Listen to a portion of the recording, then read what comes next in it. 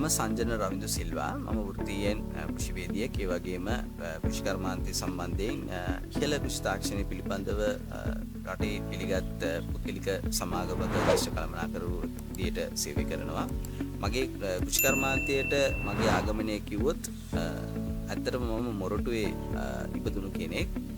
මොරටුව කියන්නේ කෘෂි කර්මාන්තය සම්බන්ධයෙන් එච්චරම ප්‍රසිද්ධියක් උසුලන ප්‍රදේශයක් නෙමෙයි. විශේෂයෙන්ම වඩු කර්මාන්තය සහ දීවර කර්මාන්තය සඳහා තමයි මොරටුව ප්‍රසිද්ධ වෙලා තියෙන්නේ. නමුත් කෙසේ වෙතත් මම පාසල් යන කාලේ මම මොරටුව වේල්ස් කුමරු විදුහලේ ආදි ශිෂ්‍යයෙක්. ඒ කාලේදී අපිට ඉස්සර අපේ විෂය නිර්දේශය යටතේ සාමාන්‍ය පෙළට සමාජ අධ්‍යයනය සහ ඉතිහාසය කියලා විෂයක් තිබුණා. ඒක ඉතාම පුළුල් විෂය පරාසයක්. කෘෂි කර්මාන්තය, සංවර්ධනය, ජාත්‍යන්තර දේශපාලන ඉතිහාසය නොයෙකුත් දිශානතීන් ඔස්සේ සමාජ අධ්‍යයනයේ විෂය ඔස්සේ අපිට ලොකු විෂය පරාසයක් පාසලේදී ඉගෙනුවා.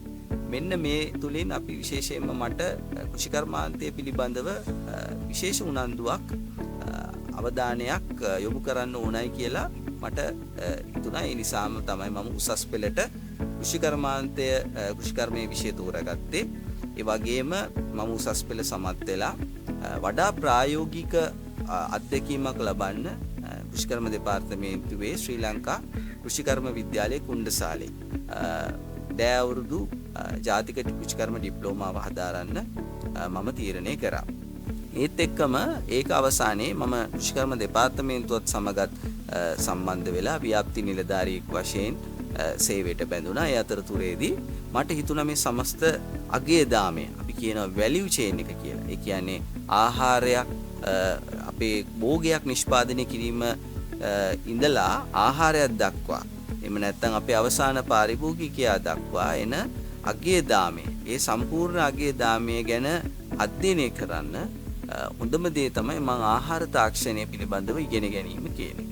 ඒ නිසා මට අවධානය යොමු වුණා රත්මලාන වෘත්තීය තාක්ෂණ විශ්වවිද්‍යාලයේ මේ ආහාර සැකසීමේ තාක්ෂණය පිළිබඳව උපාධි පාඨමාලාව. ඉතින් මම ඒකට ඇයදුම් කරලා 2014 වසරේ ඉඳලා මේ උපාධි පාඨමාලාවත් එක්ක ඒකාබද්ධ වෙලා සාර්ථකව ඒ පාඨමාලාවත් නිම කරලා මම මේ සම්පූර්ණ භෝග නිෂ්පාදනයේ සිට ආහාර නිෂ්පාදනය දක්වා අපි තවදුරටත් කියනවා නම් good agricultural practices සිට good manufacturing practices GAP and GMP.